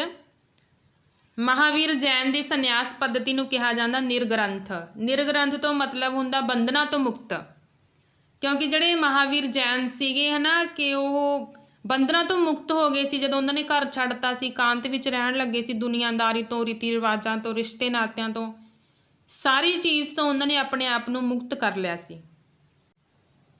ਇਹਨਾਂ ਦੀਆਂ ਪਵਿੱਤਰ ਪੁਸਤਕਾਂ ਨੂੰ ਆਗਮ ਕਿਹਾ ਜਾਂਦਾ, ਜਿਨ੍ਹਾਂ ਦੇ 11 ਅੰਗ ਮੰਨੇ ਜਾਂਦੇ ਨੇ। ਤੇ ਪੁਸਤਕਾਂ ਦਾ ਸੰਚਾਲਨ ਕੀਤਾ ਸੀ ਜੈਨ ਵਿਦਿਆਰਥੀ ਵੱਲੋਂ ਕੀਤਾ ਗਿਆ ਸੀ। ਕਲਪਸੂਤਰ ਗ੍ਰੰਥ ਵਿੱਚ ਜੈਨ ਤੀਰਥੰਕਰਾਂ ਦੀਆਂ ਜੀਵਨੀਆਂ ਨੇ। ਜਿੰਨੇ ਵੀ ਜੈਨ ਤੀਰਥੰਕਰ ਹੋਏ ਨੇ ਉਹਨਾਂ ਸਾਰਿਆਂ ਦੀਆਂ ਜੀਵਨੀਆਂ ਕਲਪਸੂਤਰ ਦੇ ਵਿੱਚ ਦਰਜ ਕੀਤੀਆਂ ਗਈਆਂ ਨੇ। ਹਾਂਜੀ, ਅੱਗੇ ਆਪਾਂ ਪੜ੍ਹ ਲੈਂਦੇ ਹਾਂ ਜੈਨ ਧਰਮ ਦੀਆਂ ਸਿੱਖਿਆਵਾਂ ਬਾਰੇ। ਉਹਨਾਂ ਦੀ ਸਿੱਖਿਆ ਬਹੁਤ ਹੀ ਜ਼ਿਆਦਾ ਸਰਲ ਸੀ ਤੇ ਮਹਾਵੀਰ ਜੀ ਨੇ ਸਿੱਖਿਆ ਦਿੱਤੀ ਸੀ ਪ੍ਰਾਕ੍ਰਿਤ ਭਾਸ਼ਾ ਦੇ ਵਿੱਚ। ਉਹਨਾਂ ਦਾ ਮੰਨਣਾ ਸੀ ਕਿ ਸੱਚ ਨੂੰ ਜਾਣਨ ਲਈ ਘਰ ਦਾ ਤਿਆਗ ਕਰ ਦੇਣਾ ਚਾਹੀਦਾ, ਕਿ ਆਪਾਂ ਨੂੰ ਇਕਾਂਤ ਵਿੱਚ ਜਾ ਕੇ ਜੀਵਨ ਬਿਤਾਉਣਾ ਚਾਹੀਦਾ, ਜਿੱਥੇ ਕਿ ਆਪਾਂ ਸੱਚ ਦੀ ਖੋਜ ਕਰ ਸਕਦੇ ਹਾਂ। ਜੈਨ ਧਰਮ ਦੇ ਪ੍ਰਮੁੱਖ 5 ਸਿਧਾਂਤ ਨੇ, ਬਹੁਤ ਹੀ ਜ਼ਿਆਦਾ ਮਹੱਤਵਪੂਰਨ ਆ ਇਹ। ਸਭ ਤੋਂ ਪਹਿਲਾ ਹੈਗਾ ਅਹਿੰਸਾ, ਕਿਸੇ ਜੀਵ ਦੀ ਹੱਤਿਆ ਨਾ ਕਰਨਾ, ਤੇ ਮਨ ਵਿੱਚ ਕਿਸੇ ਲਈ ਬੁਰਾ ਨਾ ਸੋਚੋ ਤੇ ਕਿਸੇ ਨੂੰ ਨਫ਼ਰਤ ਵੀ ਨਾ ਕਰੋ। ਹਾਂਜੀ, ਅਗਲਾ ਸਿਧਾਂਤ ਹੈਗਾ ਸੱਚ, ਹਮੇਸ਼ਾ ਸੱਚ ਬੋਲਣਾ ਚਾਹੀਦਾ ਆਪਾਂ ਨੂੰ। ਮਨ ਇਸ ਤਰ੍ਹਾਂ ਸੰਜਮ ਨਾਲ ਭਰ ਜਾਵੇ ਕਿ ਹਰ ਹਾਲਾਤ ਵਿੱਚ ਆਪਾਂ ਸਹੀ ਕਿਰਿਆ ਤੇ ਪ੍ਰਤੀਕਿਰਿਆ ਦੀ ਚੋਣ ਕਰ ਸਕੀਏ। ਜਿਹੇ ਜਿਹੇ ਵੀ ਹਾਲਾਤ ਆ ਜਾਣ ਆਪਾਂ ਨੂੰ ਝੂਠ ਨਾ ਬੋਲਣਾ ਪਵੇ, ਹਮੇਸ਼ਾ ਆਪਾਂ ਸੱਚ ਦਾ ਤੇ ਸਹੀ ਦਾ ਸਾਥ ਦੇਣਾ। ਅਸੱਤਿਆ ਤੋਂ ਭਾਵ ਹੈਗਾ ਚੋਰੀ ਨਾ ਕਰਨਾ। ਇੱਥੇ ਸਿਰਫ ਵਸਤਾਂ ਦੀ ਚੋਰੀ ਨਹੀਂ ਬਲਕਿ ਇਹਦਾ ਇੱਕ ਬਹੁਤ ਹੀ ਜ਼ਿਆਦਾ ਅਧਿਆਤਮਕ ਅਰਥ ਆ। ਅੱਗੇ ਹੈਗਾ ਬ੍ਰਹਮਚਰਿਆ ਕਿ ਸੰਯਮ ਪੂਰਵਕ ਜੀਵਨ ਬਤੀਤ ਕਰੋ, ਚੇਤਨਾ ਵਿੱਚ ਸਥਿਰ ਰਹੋ। ਪੰਜਵਾਂ ਹੈਗਾ ਅਪਰੇ ਗ੍ਰਹਿ, ਇਹ ਇੱਕ ਧਰਮ ਹੈ ਕਿ ਸੁੱਖ ਆ ਜਿਹੜਾ ਉਹ ਪਦਾਰਥਾਂ ਵਿੱਚ ਨਹੀਂ ਹੈਗਾ ਬਲਕਿ ਵਿਚਾਰਾਂ ਵਿੱਚ ਆ। ਆਪਣੇ ਵਿਚਾਰ ਸ਼ੁੱਧ ਰੱਖੋ, ਵਧੀਆ ਵਿਚਾਰ ਰੱਖੋ। ਅਪਰੇ ਗ੍ਰਹਿਵਾਦ ਦੀ ਸਭ ਤੋਂ ਵੱਡੀ ਮੰਗ ਕੀ ਆ ਕਿ ਇੱਛਾਵਾਂ ਦੀ ਹੱਦ ਨਿਸ਼ਚਿਤ ਕਰੋ, ਜ਼ਰੂਰਤ ਤੋਂ ਜ਼ਿਆਦਾ ਇੱਛਾਵਾਂ ਨਾ ਪਾਲੋ। ਇਸ ਤੋਂ ਬਾਅਦ ਹੀ ਜਿਹੜੀ ਤ੍ਰਿਸ਼ਨਾ ਹੈਗੀ ਉਹਦਾ ਅੰਤ ਹੋ ਸਕਦਾ। ਤੇ ਪੰਜਾਬ ਬੋਰਡ ਦੀ ਬੁੱਕ 'ਚ ਲਿਖਿਆ ਹੋਇਆ ਕਿ ਅਪਰੇ ਗ੍ਰਹਿ ਦਾ ਮਤਲਬ ਹੈਗਾ ਜ਼ਰੂਰਤ ਨਾਲੋਂ ਜ਼ਿਆਦਾ ਇਕੱਠ ਨਾ ਕਰੋ। ਹਾਂਜੀ, ਇਹ ਨੇ ਜੈਨ ਧਰਮ ਦੇ 5 ਪ੍ਰਮੁੱਖ ਸਿਧਾਂਤ ਜਿਹੜੇ ਕਿ ਬਹੁਤ ਹੀ ਜ਼ਿਆਦਾ ਮਹੱਤਵਪੂਰਨ ਨੇ। ਉੱਚ ਕੋਟੀ ਦੇ ਵਿਚਾਰ ਰੱਖਦੇ ਸੀਗੇ ਜਿਹੜੇ ਮਹਾਵੀਰ ਜੈਨ ਸੀਗੇ, ਤੇ ਉਹਨਾਂ ਨੇ ਸਿੱਖਿਆ ਦਿੱਤੀ ਲੋਕਾਂ ਨੂੰ, ਸਹੀ ਰਸਤੇ 'ਤੇ ਚੱਲਣ ਦੀ ਪ੍ਰੇਰਣਾ ਦਿੱਤੀ ਹੈ ਨਾ ਕਿ ਕਿਸ ਤਰ੍ਹਾਂ ਤੁਸੀਂ ਆਪਣਾ ਜੀਵਨ ਆ ਜਿਹੜਾ ਉਹ ਸਾਦਗੀ ਦੇ ਵਿੱਚ ਬਿਤਾ ਸਕਦੇ ਹੋ। ਜ਼ਰੂਰਤ ਤੋਂ ਜ਼ਿਆਦਾ ਇੱਛਾਵਾਂ ਨਾ ਪਾਲੋ, ਆਪਣੀ ਇੱਛਾਵਾਂ ਦੀ ਇੱਕ ਹੱਦ ਨਿਸ਼ਚਿਤ ਕਰੋ, ਜੀਵਨ ਨੂੰ ਸੰਯਮ ਪੂਰਵਕ ਬਤੀਤ ਕਰੋ, ਸਹੀ ਤੇ ਗਲਤ ਦੀ ਚੋਣ ਕਰਨਾ ਸਿੱਖੋ, ਹੈ ਨਾ। ਹਮੇਸ਼ਾ ਸੱਚ ਬੋਲੋ, ਚੋਰੀ ਨਾ ਕਰੋ, ਇਨਸਾਨ ਨੂੰ ਵੀ ਨਾ ਮਾਰੋ, ਜਾਨਵਰਾਂ ਨੂੰ ਵੀ ਨਾ ਮਾਰੋ ਕਿਉਂਕਿ ਜਾਨਵਰਾਂ ਦੇ ਵਿੱਚ ਵੀ ਜਾਨ ਹੁੰਦੀ ਹੈ, ਉਹਨਾਂ ਨੂੰ ਵੀ ਪਿਆਰ ਕਰੋ। ਤੇ ਇਸ ਤਰ੍ਹਾਂ ਮਹਾਵੀਰ ਜੈਨ ਸੀਗੇ ਜਿਹੜੇ ਉਹ ਬਹੁਤ ਹੀ ਉੱਚ ਕੋਟੀ ਦੇ ਵਿਅਕਤੀ ਸੀਗੇ ਜਿਨ੍ਹਾਂ ਦੀ ਸਿੱਖਿਆ ਤੇ ਵਿਚਾਰ ਸੀ ਜਿਹੜੇ ਲੋਕਾਂ ਨੂੰ ਸਹੀ ਰਸਤੇ 'ਤੇ ਚੱਲਣ ਦੀ ਪ੍ਰੇਰਣਾ ਦਿੰਦੇ ਸੀਗੇ। ਹਾਂਜੀ, ਅੱਗੇ ਆਪਾਂ ਪੜ੍ਹ ਲੈਂਦੇ ਜਿਹੜੇ ਇਹਨਾਂ ਦੇ ਤ੍ਰਿਰਤਨ ਨੇ, ਇਹ ਵੀ ਬਹੁਤ ਹੀ ਜ਼ਿਆਦਾ ਇੰਪੋਰਟੈਂਟ ਨੇ। ਸੱਚੀ ਸ਼ਰਧਾ, ਸੱਚਾ ਗਿਆਨ ਅਤੇ ਸੱਚੇ ਆਚਰਣ ਦੀ ਪੂਜਾ ਦੁਆਰਾ ਕਹਿੰਦੇ ਨਿਰਵਾਣ ਪ੍ਰਾਪਤ ਕੀਤਾ ਜਾ ਸਕਦਾ। ਇਹ ਤਿੰਨੇ ਹੈਗੇ ਨੇ ਜੈਨ ਧਰਮ ਦੇ ਤ੍ਰਿਰਤਨ, ਸੱਚੀ ਸ਼ਰਧਾ, ਸੱਚਾ ਗਿਆਨ ਤੇ ਸੱਚਾ ਆਚਰਣ। ਇਹਨਾਂ ਨਾਲ ਕੀ ਆ ਕਿ ਇਨਸਾਨ ਨੂੰ ਮੁਕਤੀ ਮਿਲ ਜਾਂਦੀ, ਉਹ ਜਨਮ ਮਰਨ ਦੇ ਚੱਕਰ ਤੋਂ ਮੁਕਤ ਹੋ ਜਾਂਦਾ, ਨਿਰਵਾਣ ਦੀ ਪ੍ਰਾਪਤੀ ਹੁੰਦੀ ਆ। ਮਹਾਵੀਰ ਸਵਾਮੀ ਦੇ ਪ੍ਰਚਾਰ ਕੇਂਦਰ ਹੈਗੇ ਸੀ ਰਾਜਗ੍ਰਹਿ, ਵੈਸ਼ਾਲੀ, ਕੌਸ਼ਲ, ਮਿਥਿਲਾ, ਵਿਦੇਹ ਤੇ ਅੰਗ। ਹਾਂਜੀ, ਅੱਗੇ ਹੈਗੀਆਂ ਨੇ ਇਹਨਾਂ ਦੀਆਂ ਸੰਪਰਦਾਵਾਂ ਦਿਗੰਬਰ ਮੁਨੀ ਤੇ ਸ਼ਵੇਤਾਂਬਰ ਮੁਨੀ। ਦਿਗੰਬਰ ਮੁਨੀ ਕੱਪੜੇ ਨਹੀਂ ਪਹਿਨਦੇ ਸੀ ਤੇ ਸ਼ਵੇਤਾਂਬਰ ਮੁਨੀ ਜਿਹੜੇ ਸੀ ਉਹ ਚਿੱਟੇ ਕੱਪੜੇ ਪਹਿਨਦੇ ਸੀ। ਭਿਕਸ਼ੂਆਂ ਨੇ ਭਿਕਸ਼ਾ ਮੰਗ ਕੇ ਸਾਦਾ ਜੀਵਨ ਬਿਤਾਉਣਾ ਹੁੰਦਾ ਸੀ। ਮੁੱਖ ਤੌਰ ਤੇ ਵਪਾਰੀਆਂ ਨੇ ਜੈਨ ਧਰਮ ਦਾ ਸਮਰਥਨ ਕੀਤਾ ਕਿਉਂਕਿ ਹਰ ਇੱਕ ਇਨਸਾਨ ਲਈ ਇਹਨਾਂ ਸਖਤ ਨਿਯਮਾਂ ਦਾ ਪਾਲਣ ਕਰਨਾ ਬਹੁਤ ਹੀ ਜ਼ਿਆਦਾ ਕਠਿਨ ਸੀ। ਜਿਵੇਂ ਕਿ ਉਹਨਾਂ ਨੇ ਭੋਜਨ ਲਈ ਵੀ ਉਹਨਾਂ ਨੂੰ ਭਿਕਸ਼ਾ ਮੰਗਣੀ ਪੈਂਦੀ ਸੀ ਨਾ, ਪੂਰੀ ਇਮਾਨਦਾਰੀ ਨਾਲ ਰਹਿਣਾ, ਚੋਰੀ ਨਹੀਂ ਕਰਨੀ, ਸਖਤ ਹਿਦਾਇਤ ਸੀ ਇਸ ਚੀਜ਼ ਦੇ ਉੱਪਰ। ਬ੍ਰਹਮਚਰਿਆ ਦਾ ਪਾਲਣ ਕਰਨਾ ਤੇ ਘਰ-ਬਾਰ ਬਿਲਕੁਲ ਤਿਆਗ ਦੇਣਾ। ਪਰ ਇਸ ਦੇ ਬਾਵਜੂਦ ਵੀ ਜੈਨ ਧਰਮ ਦਾ ਬਹੁਤ ਸਾਰੇ ਲੋਕਾਂ ਨੇ ਸਮਰਥਨ ਕੀਤਾ ਸੀ। ਬਾਅਦ ਦੀਆਂ ਸਦੀਆਂ ਵਿੱਚ ਜੈਨ ਧਰਮ ਉੱਤਰ ਭਾਰਤ ਦੇ ਕਈ ਹਿੱਸਿਆਂ ਵਿੱਚ ਫੈਲ ਗਿਆ। ਗੁਜਰਾਤ, ਤਾਮਿਲਨਾਡੂ ਅਤੇ ਕਰਨਾਟਕ ਵਿੱਚ ਵੀ ਜੈਨ ਧਰਮ ਦਾ ਕਾਫੀ ਜ਼ਿਆਦਾ ਪ੍ਰਭਾਵ ਸੀ। ਵਰਤਮਾਨ ਰੂਪ ਵਿੱਚ ਉਪਲਬਧ ਜੈਨ ਧਰਮ ਦੀਆਂ ਜਿਹੜੀਆਂ ਸਿੱਖਿਆਵਾਂ ਨੇ ਉਹ ਗੁਜਰਾਤ ਦੇ ਵੱਲਵੀ ਨਾਮਕ ਸਥਾਨ 'ਤੇ ਲਿਖੀਆਂ ਗਈਆਂ ਸੀ 1500 ਸਾਲ ਪਹਿਲਾਂ। ਜੈਨ ਧਰਮ ਨਾਲ ਸੰਬੰਧਿਤ ਦਿਲਵਾੜਾ ਮੰਦਿਰ ਮਾਊਂਟ ਆਬੂ ਰਾਜਸਥਾਨ ਵਿੱਚ ਹੈ। ਹਾਂਜੀ, ਅੱਗੇ ਆਪਾਂ ਪੜ੍ਹ ਲੈਂਦੇ ਹਾਂ ਜੋ ਬੋਧੀ ਸੰਘ ਸੀਗੇ ਉਹਨਾਂ ਬਾਰੇ ਪੜ੍ਹ ਲੈਂਦੇ ਹਾਂ। ਜੋ ਲੋਕ ਘਰ ਦਾ ਤਿਆਗ ਕਰਦੇ ਸਨ ਉਹਨਾਂ ਲਈ ਬੋਧੀ ਸੰਘ ਬਣਾਏ ਜਾਂਦੇ ਸੀ। ਬੋਧੀ ਸੰਘ ਵਿੱਚ ਸ਼ਾਮਿਲ ਹੋਣ ਵਾਲੀ ਪਹਿਲੀ ਇਸਤਰੀ ਸੀ ਪ੍ਰਜਾਪਤੀ ਗੌਤਮੀ। ਸੰਘ ਵਿੱਚ ਰਹਿਣ ਵਾਲੇ ਬੋਧੀ ਭਿਕਸ਼ੂਆਂ ਦੇ ਨਿਯਮ ਨੇ ਜਿਹੜੇ ਉਹ ਵਿਨੈ ਪਿਟਕ ਨਾਮਕ ਗ੍ਰੰਥ ਵਿੱਚ ਲਿਖੇ ਗਏ ਨੇ। ਵਿਨੈ ਪਿਟਕ ਤੋਂ ਪਤਾ ਚੱਲਦਾ ਹੈ ਕਿ ਸੰਘ ਵਿੱਚ ਇਸਤਰੀਆਂ ਤੇ ਪੁਰਸ਼ਾਂ ਦੇ ਰਹਿਣ ਦੀ ਵਿਵਸਥਾ ਅਲੱਗ-ਅਲੱਗ ਸੀ। ਭਿਕਸ਼ੂ ਭਿਕਸ਼ਾ ਮੰਗ ਕੇ ਜੀਵਨ ਬਤੀਤ ਕਰਦੇ ਸੀ। ਸਾਧੂ ਜਾਂ ਭਿਖਾਰੀ ਨੂੰ ਪ੍ਰਾਕ੍ਰਿਤ ਭਾਸ਼ਾ ਦੇ ਵਿੱਚ ਭਿਕਸ਼ੂ ਕਿਹਾ ਜਾਂਦਾ ਕਿਉਂਕਿ ਇਹ ਕੀ ਸੀ, ਭਿਕਸ਼ਾ ਮੰਗ ਕੇ ਹੀ ਆਪਣਾ ਜੀਵਨ ਜਿਉਂਦੇ ਸੀ। ਸੰਘ ਵਿੱਚ ਪ੍ਰਵੇਸ਼ ਕਰਨ ਵਾਲਿਆਂ ਵਿੱਚ ਬ੍ਰਾਹਮਣ, ਕਸ਼ੱਤਰੀ, ਵਪਾਰੀ, ਮਜ਼ਦੂਰ, ਨਾਈ, ਦਾਸ ਆਦਿ ਸ਼ਾਮਿਲ ਹੁੰਦੇ ਸੀ। ਇਹਨਾਂ ਨੇ ਬੁੱਧ ਧਰਮ ਨੂੰ ਅਪਣਾਇਆ ਸੀ। ਅੱਗੇ ਪੜ੍ਹ ਲੈਂਦੇ ਆਪਾਂ ਵਿਹਾਰ। ਜੈਨ ਅਤੇ ਬੋਧੀ ਭਿਕਸ਼ੂ ਪੂਰੇ ਸਾਲ ਇੱਕ ਜਗ੍ਹਾ ਤੋਂ ਦੂਸਰੀ ਜਗ੍ਹਾ ਘੁੰਮਦੇ ਰਹਿੰਦੇ ਸੀ, ਉਪਦੇਸ਼ ਦਿੰਦੇ ਸੀ, ਹੈ ਨਾ। ਵਰਖਾ ਦੇ ਦਿਨਾਂ ਵਿੱਚ ਉਹ ਪ੍ਰਾਕ੍ਰਿਤਿਕ ਗੁਫਾਵਾਂ ਵਿੱਚ ਰਹਿੰਦੇ ਸੀ। ਇਸ ਤੋਂ ਬਾਅਦ ਕਈ ਸਰਨ ਸਥਲ ਬਣਾਏ ਗਏ ਸੀ ਇਹਨਾਂ ਦੇ ਰਹਿਣ ਲਈ, ਜਿਨ੍ਹਾਂ ਨੂੰ ਆਪਾਂ ਕਹਿੰਦੇ ਹਾਂ ਵਿਹਾਰ। ਪਹਿਲਾਂ ਤਾਂ ਇਹ ਜਿਹੜੀਆਂ ਗੁਫਾਵਾਂ ਹੁੰਦੀਆਂ ਨੇ ਉਹਨਾਂ ਦੇ ਵਿੱਚ ਹੀ ਰਹਿ ਲੈਂਦੇ ਸੀ, ਪਰ ਬਾਅਦ ਵਿੱਚ ਇਹਨਾਂ ਦੇ ਰਹਿਣ ਲਈ ਜਗ੍ਹਾ ਬਣਾ ਦਿੱਤੀ ਗਈ ਸੀ ਜਿਨ੍ਹਾਂ ਨੂੰ ਵਿਹਾਰ ਕਿਹਾ ਜਾਂਦਾ। ਪੱਛਮੀ ਭਾਰਤ ਵਿੱਚ ਵਿਹਾਰ ਪਹਾੜੀਆਂ ਨੂੰ ਕੱਟ ਕੇ ਬਣਾਏ ਜਾਂਦੇ ਸੀ। ਕਿਸੇ ਧਨੀ ਵਪਾਰੀ, ਰਾਜਾ ਜਾਂ ਜ਼ਮੀਨ ਦੇ ਮਾਲਕ ਦੁਆਰਾ ਦਾਨ ਵਿੱਚ ਦਿੱਤੀ ਗਈ ਭੂਮੀ ਉੱਪਰ ਵਿਹਾਰਾਂ ਦਾ ਨਿਰਮਾਣ ਕੀਤਾ ਜਾਂਦਾ ਸੀ। ਬੋਧੀ ਭਿਕਸ਼ੂ ਆਪਣਾ ਵਰਨ, ਸ਼੍ਰੇਣੀ ਅਤੇ ਪਰਿਵਾਰ ਸਭ ਕੁਝ ਤਿਆਗ ਦਿੰਦੇ ਸੀਗੇ। ਹਾਂਜੀ, ਕੁਝ ਇਸ ਤਰ੍ਹਾਂ ਦਾ ਜੀਵਨ ਸੀਗਾ ਭਿਕਸ਼ੂ ਤੇ ਭਿਕਸ਼ੁਣੀਆਂ ਦਾ, ਜਿਹੜੇ ਬੁੱਧ ਧਰਮ ਜਾਂ ਜੈਨ ਧਰਮ ਨੂੰ ਅਪਣਾਉਂਦੇ ਸੀ। ਸੰਘ ਜਾਂ ਵਿਹਾਰ ਦੇ ਵਿੱਚ ਰਹਿੰਦੇ ਸੀ। ਇਹ ਆਪਣਾ ਵਰਨ, ਸ਼੍ਰੇਣੀ, ਪਰਿਵਾਰ ਸਾਰਾ ਕੁਝ ਤਿਆਗ ਦਿੰਦੇ ਸੀ। ਸਾਦਾ ਜੀਵਨ ਬਿਤਾਉਣਾ ਸੀ ਇਹਨਾਂ ਨੇ ਭਿਕਸ਼ਾ ਮੰਗ ਕੇ। ਸਾਰੀਆਂ ਸਿੱਖਿਆਵਾਂ ਤੇ ਨਿਯਮਾਂ ਦਾ ਇਹ ਪਾਲਣ ਕਰਦੇ ਸੀਗੇ। ਹਾਂਜੀ, ਇਹ ਸੀ ਆਪਣੀ ਅੱਜ ਦੀ ਕਲਾਸ, ਜਿਹਦੇ ਵਿੱਚ ਆਪਾਂ ਨੇ ਮਹਾਤਮਾ ਬੁੱਧ ਤੇ ਮਹਾਵੀਰ ਜੈਨ ਬਾਰੇ ਪੜ੍ਹਿਆ ਕਿ ਕਿਸ ਤਰ੍ਹਾਂ ਉਹਨਾਂ ਦੇ ਵਿਚਾਰ ਨੇ, ਉਹਨਾਂ ਦੀ ਸਿੱਖਿਆਵਾਂ ਮਨ ਨੂੰ ਸਕੂਨ ਦੇਣ ਵਾਲੀਆਂ ਨੇ, ਹਨਾ। ਤੇ ਉਹਨਾਂ ਨੇ ਲੋਕਾਂ ਨੂੰ ਸਿੱਖਿਆ ਦਿੱਤੀ ਕਿ ਤੁਸੀਂ ਕਿਸ ਤਰ੍ਹਾਂ ਆਪਣਾ ਜੀਵਨ ਬਤੀਤ ਕਰ ਸਕਦੇ ਹੋ ਸਾਦਗੀ ਨਾਲ। ਇੱਕ ਚੰਗਾ ਜੀਵਨ ਜਿਉਣ ਦੀ ਪ੍ਰੇਰਨਾ ਦਿੱਤੀ ਕਿ ਆਪਣੇ ਮਨ ਦੇ ਵਿੱਚ ਜ਼ਿਆਦਾ ਇੱਛਾਵਾਂ ਨਾ ਪਾਲੋ। ਇੱਛਾਵਾਂ ਹੀ ਆਪਣੇ ਦੁੱਖਾਂ ਦਾ ਕਾਰਨ ਬਣਦੀਆਂ ਨੇ। ਸਾਦਗੀ ਦੇ ਵਿੱਚ ਜਿਉਵੋ। ਹਰੇਕ ਲਈ ਆਪਣੇ ਮਨ ਦੇ ਵਿੱਚ ਸਤਿਕਾਰ ਤੇ ਪਿਆਰ ਰੱਖੋ। ਕਿਸੇ ਨੂੰ ਨਫ਼ਰਤ ਨਾ ਕਰੋ, ਕਿਸੇ ਲਈ ਬੁਰਾ ਨਾ ਸੋਚੋ। ਅਹਿੰਸਾ ਦਾ ਉਹਨਾਂ ਨੇ ਪਾਲਣ ਕੀਤਾ, ਹਨਾ। ਤੇ ਜਿਵੇਂ ਕਿ ਆਪਾਂ ਨੇ ਪੜ੍ਹਿਆ ਕਿ ਮਹਾਤਮਾ ਬੁੱਧ ਨੇ ਕਿਸ ਤਰ੍ਹਾਂ ਇੱਕ ਮਾਂ ਨੂੰ ਸਮਝਾਉਣ ਦੀ ਕੋਸ਼ਿਸ਼ ਕੀਤੀ ਕਿ ਜਿਹੜੀ ਮੌਤ ਆ ਉਹ ਇੱਕ ਸੱਚਾਈ ਆ ਤੇ ਕੁਦਰਤ ਦੇ ਨਿਯਮਾਂ ਨੂੰ ਨਹੀਂ ਬਦਲਿਆ ਜਾ ਸਕਦਾ। ਦੁਨੀਆ ਜਿਹੜੀ ਇਸੇ ਤਰ੍ਹਾਂ ਹੀ ਚੱਲਦੀ ਰਹੂਗੀ, ਹਨਾ। ਤੇ ਹੋਰ ਵੀ ਬਹੁਤ ਸਾਰੀਆਂ ਚੀਜ਼ਾਂ ਆਪਾਂ ਉਹਨਾਂ ਬਾਰੇ ਪੜ੍ਹੀਆਂ ਨੇ, ਜਿਨ੍ਹਾਂ ਨੂੰ ਪੜ੍ਹ ਕੇ ਆਪਾਂ ਨੂੰ ਖੁਦ ਨੂੰ ਵੀ ਮਤਲਬ ਕਿ ਮਨ ਨੂੰ ਸ਼ਾਂਤੀ ਮਿਲਦੀ ਹੈ ਉਹਨਾਂ ਦੇ ਵਿਚਾਰ ਤੇ ਸਿੱਖਿਆਵਾਂ ਸੁਣ ਕੇ। ਤੇ ਇਹ ਸੀ ਸਾਡੀ ਅੱਜ ਦੀ ਕਲਾਸ। ਤੇ ਅਗਲੀ ਕਲਾਸ ਦੇ ਵਿੱਚ ਆਪਾਂ ਪੜ੍ਹਾਂਗੇ ਭਾਰਤ ਦਾ ਪਹਿਲਾ ਸਾਮਰਾਜ ਮੌਰੀਆ ਸਾਮਰਾਜ ਬਾਰੇ। ਤੇ ਇੱਥੋਂ ਤੱਕ ਸਾਡੀ ਵੀਡੀਓ ਦੇਖਣ ਲਈ ਤੁਹਾਡਾ ਸਭ ਦਾ ਬਹੁਤ ਬਹੁਤ ਧੰਨਵਾਦ।